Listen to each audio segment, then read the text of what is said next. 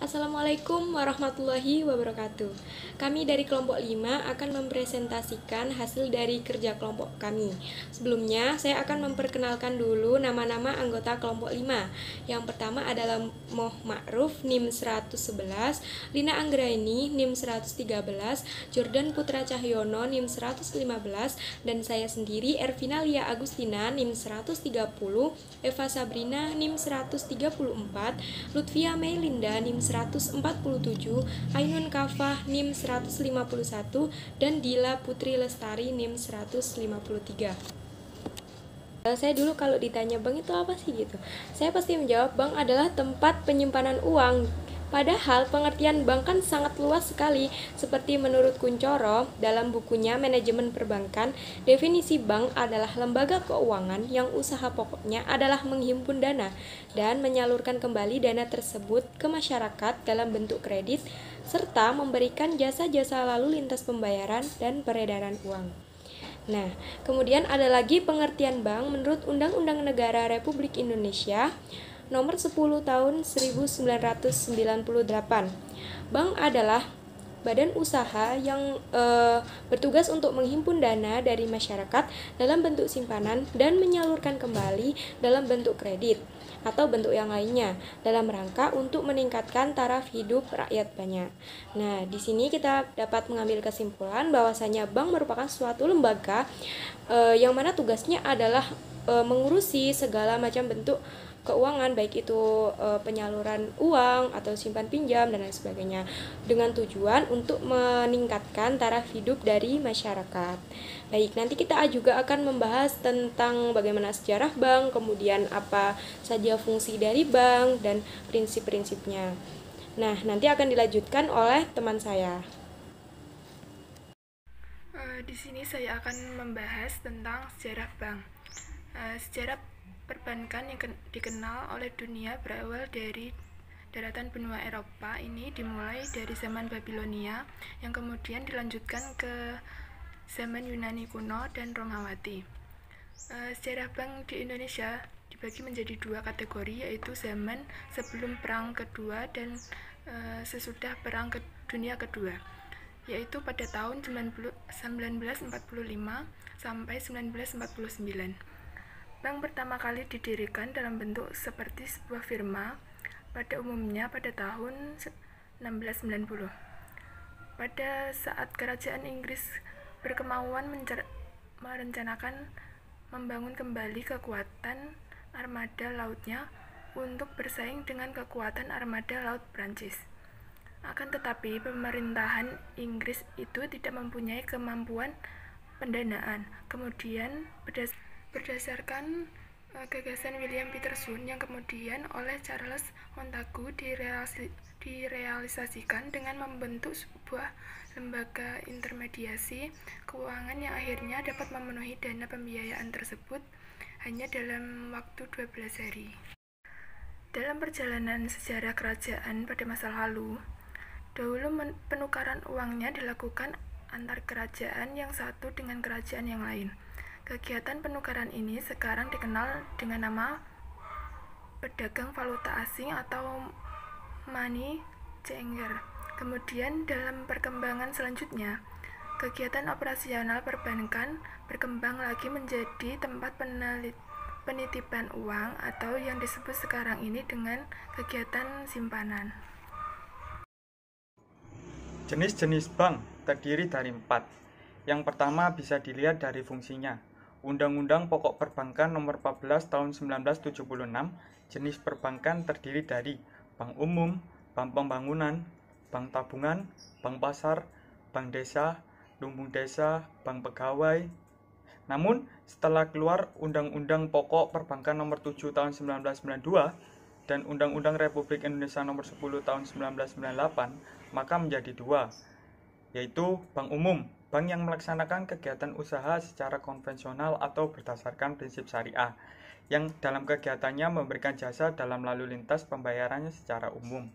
Dan yang kedua ada bank perkreditan rakyat atau BPR, yang kegiatannya tidak memberikan jasa dalam lalu lintas pembayarannya.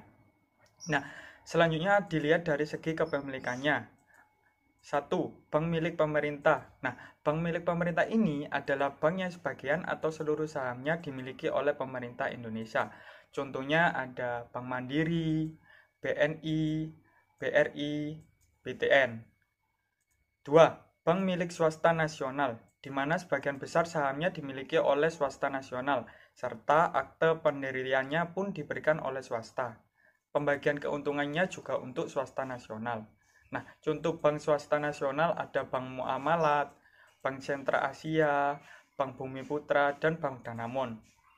3. Bank milik koperasi. Bank milik koperasi ini adalah bank yang kepemilikan sahamnya dimiliki oleh perusahaan yang berbadan hukum koperasi. Contohnya yaitu Bank Umum Koperasi Indonesia itu sendiri. 4. Ada bank milik asing. Bank jenis ini merupakan cabang dari bank yang ada di luar negeri, baik milik swasta asing atau pemerintah asing. Kepemilikannya dimiliki oleh pihak luar negeri. Contohnya ada Bank of America, Bangkok Bank, Bank of China, dan Citibank. Yang kelima, bank milik campuran. Bank campuran adalah bank yang kepemilikan sahamnya bercampur antara pihak asing dan pihak swasta nasional. Saham bank ini sebagian besar dimiliki oleh warga Indonesia.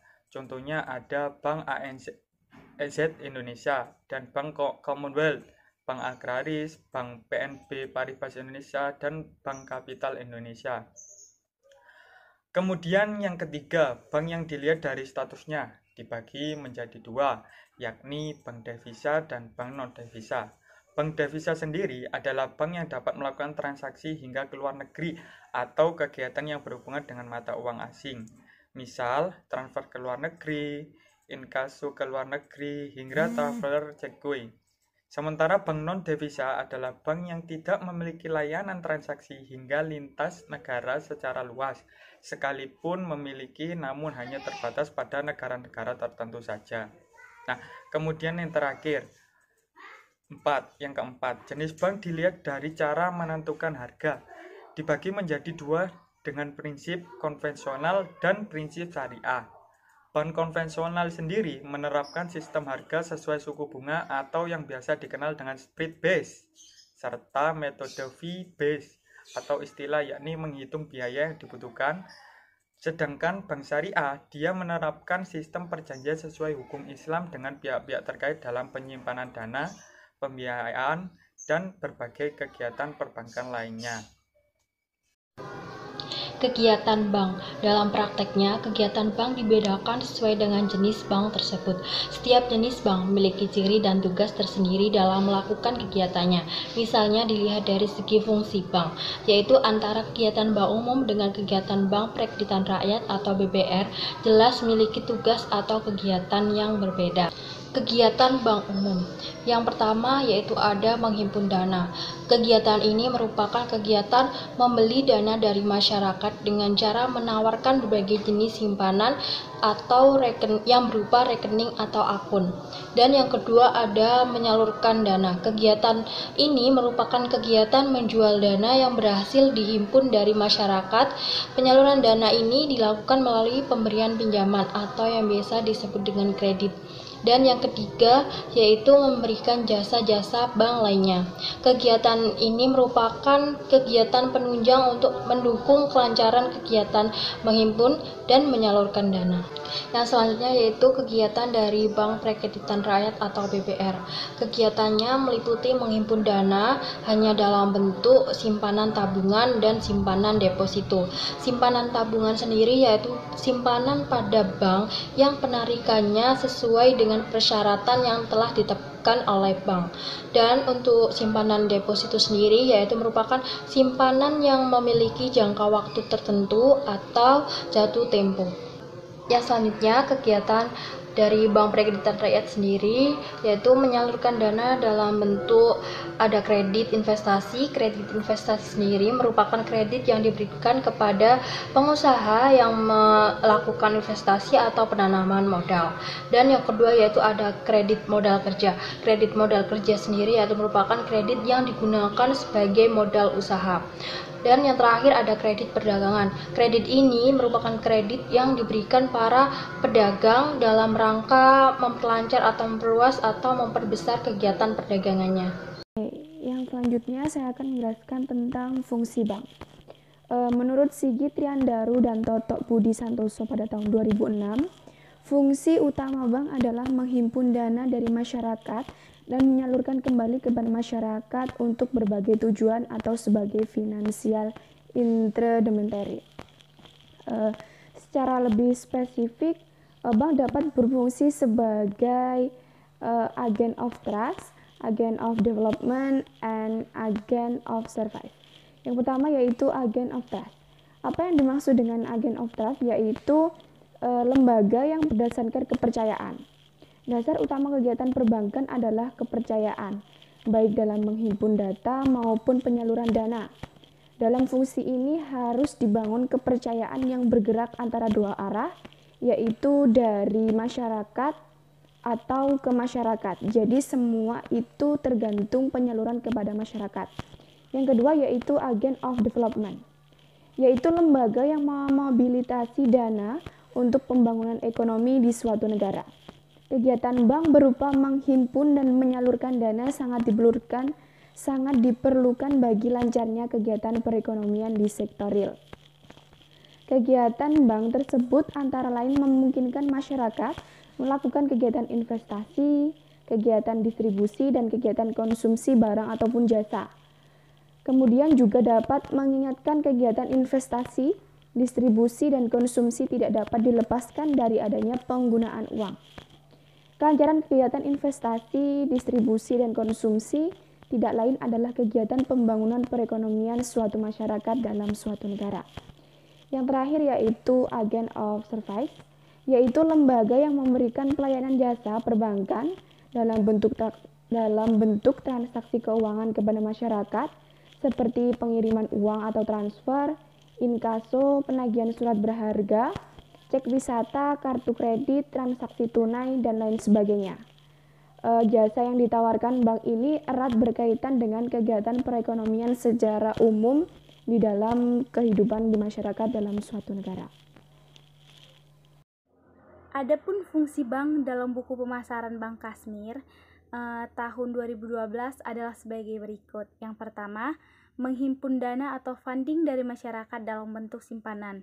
Dalam hal ini, bank sebagai tempat penyimpanan uang atau berinvestasi bagi masyarakat. Tujuan utama masyarakat menyimpan uang biasanya untuk keamanan uangnya. Namun, tujuan lain adalah untuk memperoleh bunga dari hasil simpanannya dan memudahkan melakukan transaksi pembayaran. Secara umum, jenis simpanan yang ada di bank adalah terdiri dari simpanan giro atau demand deposit, simpanan tabungan atau saving deposit, dan simpanan deposito atau time deposit. 2. Menyalurkan dana atau lending ke masyarakat. Dalam hal ini, bank memberikan kredit atau pinjaman kepada masyarakat. Pinjaman atau kredit yang diberikan dibagi dalam berbagai jenis sesuai dengan keinginan nasabah. Jenis kredit yang biasa diberikan oleh hampir semua bank adalah kredit investasi, kredit modal kerja, atau kredit perdagangan. Yang ketiga, memberikan jasa-jasa bank lainnya atau services, seperti pengiriman uang atau transfer, penagihan surat-surat berharga yang berasal dari dalam kota atau clearing, dan yang berasal dari luar kota. Selanjutnya adalah prinsip-prinsip bank. Menurut Lukman pada bukunya tahun 2003, prinsip-prinsip bank terbagi menjadi 3, yaitu ada likuiditas, ada solvabilitas, dan ada rehabilitas. Nah, likuiditas ini adalah prinsip di mana bank harus dapat memenuhi kewajibannya. Dalam perbankan, likuiditas adalah hal yang sangat penting. Oleh karena itu, bank yang memiliki kemampuan likuiditas lebih mudah untuk memelihara kepercayaan masyarakat. Karena itu, bank berusaha mempertahankan rasio likuiditas dengan cara memperkecil dana yang menganggur serta meningkatkan pendapatan dengan risiko sekecil mungkin untuk memenuhi kebutuhan cash flow. Kemudian ada 2 risiko yang terdapat pada likuiditas. Yang pertama ada kelebihan dana dan yang kedua ada kekurangan dana. Nah, saat kelebihan dana, bank harus mengalami pengorbanan tingkat bunga yang tinggi. Kemudian pada saat kekurangan dana, bank tidak cukup untuk memenuhi kewajibannya dalam jangka pendek. Kemudian prinsip yang kedua yaitu solvabilitas. Solvabilitas ini adalah kemampuan untuk memenuhi kewajiban keuangan apabila perusahaan tersebut dilikuidasi. Bank yang solvabel adalah bank yang mampu menjamin seluruh hutangnya. Kemudian bank akan mengetahui seberapa banyak jumlah dana yang akan dipinjam kepada kreditor. Jika bank mengetahui bagaimana kemampuannya untuk mengembalikan dana pinjaman, maka akan lebih mudah juga bagi bank untuk melakukan pengembalian. Kemudian dapat dikatakan solvabilitas merupakan poin penting untuk melakukan pinjaman ketika perusahaan kekurangan dana untuk melakukan kegiatan operasi perusahaan. Kemudian prinsip yang ketiga adalah rehabilitas. Nah, rehabilitas ini adalah kemampuan suatu perusahaan untuk menghasilkan laba selama periode tertentu. Perusahaan ini akan melakukan berbagai cara dengan menggunakan rasio keuangan seperti gross profit margin, kemudian ada net profit margin, kemudian ada gross yield on total asset, dan ada net income on total asset, kemudian ada rate of return on loan, dan yang terakhir ada interest margin on earning asset. Nah, yang selanjutnya itu sumber dana bank. Kasmir menyatakan bahwa jenis sumber dana bank dibagi menjadi 3. Yang pertama, dana dari bank itu sendiri, seperti dana yang bersumber dari bank itu sendiri, cadangan-cadangannya, dan laba yang ditahan. Nah, yang kedua itu dana yang berasal dari masyarakat luas, seperti simpanan giro, simpanan tabungan, simpanan deposito, dan jasa perbankan lainnya. Nah, yang ketiga itu dana yang bersumber dari lembaga lainnya seperti kredit, likuiditas dari Bank Indonesia, perjanjian antar bank, pinjaman dari bank atau lembaga keuangan dari luar negeri, dan juga surat berharga pasar uang. Nah, selanjutnya yaitu kita akan membahas tentang studi kasusnya. Jadi kelompok kami ini mengambil studi kasus tentang mana sih yang lebih menguntungkan antara bank syariah atau bank konvensional. Jadi setelah berdiskusi dengan kelompok, dengan mengacu pada referensi yang ada, dengan mengacu pada referensi yang kami gunakan, kami menyimpulkan bahwa setiap perbankan ini memiliki nilai plus dan nilai minusnya tersendiri. Namun jika dilihat dari sisi bank syariah ini, maka belum tentu pembagian keuntungan di bank syariah lebih menguntungkan, karena pembagian keuntungan ini hanya terjadi jika kinerja bank ini sedang bagus dan pihak bank akan mendapatkan keuntungan. Tetapi jika kinerja bank ini tidak bagus, maka pembagiannya akan lebih kecil dari bunga bank konvensional, atau bahkan bisa saja tidak ada pembagian keuntungan. Kemudian tetapi jika kinerja bank syariah ini sedang baik, maka bagi hasilnya ini bisa berpotensi lebih tinggi dari bunga bank konvensional, karena bank konvensional ini memberikan bunga yang tetap, jadi tidak tergantung pada kinerja perusahaan. Nah, bank syariah ini kan adalah sistem perbankan berdasarkan prinsip-prinsip hukum Islam syariah. Jadi dalam agama Islam ini untuk pinjam-meminjam ini kan dilarang mengenakan bunga atau riba. Jadi bank syariah ini tidak memberikan bunga, tapi mereka memberikan bagi hasil. Nah, untuk beberapa faktor yang menjadi dasar perbankan dan investasi syariah ini, yaitu antara lain ada tidak berdasarkan riba, kemudian tidak melibatkan produk dan atau menjual barang atau layanan yang haram, Kemudian tidak ada elemen gharar atau ketidakpastian. Sedangkan untuk produk investasi syariah ini keragamannya ini masih cukup terbatas. Karena itu minat masyarakat ini masih kurang untuk berinvestasi di bank syariah, sehingga mereka ini lebih terfokus pada bank konvensional. Jadi jika dilihat untuk sebagian orang yang mempertimbangkan masalah kehalalan uang yang mereka terima, pasti mereka akan lebih memilih produk bank syariah daripada bank konvensional, meskipun bagi hasil yang diterima akan lebih kecil daripada bunga bank konvensional.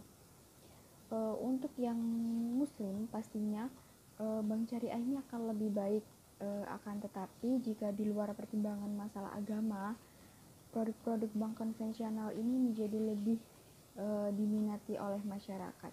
Jadi kesimpulannya ini setiap bank kan memiliki nilai plus dan nilai minus tersendiri ya. Jadi tergantung pribadi orang itu masing-masing. Sekian, terima kasih. Oke, sekian yang bisa kami sampaikan. Kurang lebihnya mohon maaf. Wassalamualaikum warahmatullahi wabarakatuh.